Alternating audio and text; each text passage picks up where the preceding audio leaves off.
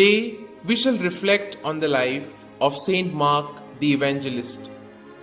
It is generally agreed that the Mark mentioned in the Acts of the Apostles is identical with the Mark referred to by St Peter in his first epistle and by St Paul in Colossians 4:10, 2 Timothy and Philemon.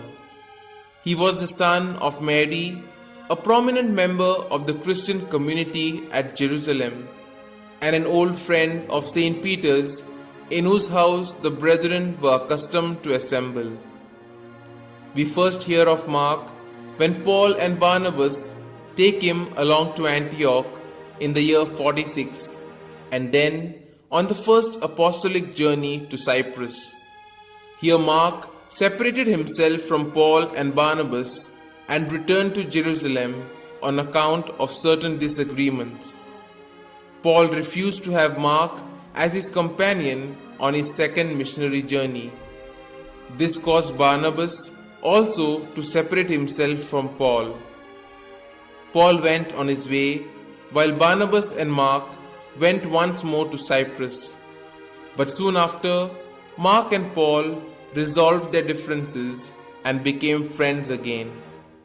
Around the year 60, Mark was in Rome with the great apostle, preparing to return to the churches of Asia Minor, where he had become well known in the interim through his own apostolic labors.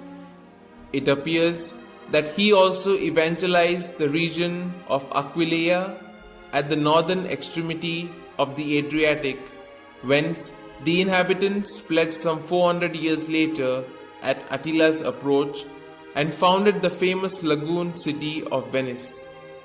Mark is considered a great patron saint of the city, his body having been stolen from Alexandria, Egypt by Venetian soldiers in 815, and in Venice it has rested ever since under the high altar of the magnificent basilica named after him. Mark seems to have gone to Egypt from Aquileia, and there he founded the See of Alexandria. In the year 61, Paul wrote to Timothy at Ephesus asking him to bring Mark with him to Rome, and it was while Mark was in the eternal city that he wrote his vivid gospel account, which is a faithful record of the oral teaching of St. Peter, for whom he seems to have acted as secretary and interpreter. An ancient tradition claims that this second gospel was at the request of the Roman Christians, originally written in Greek.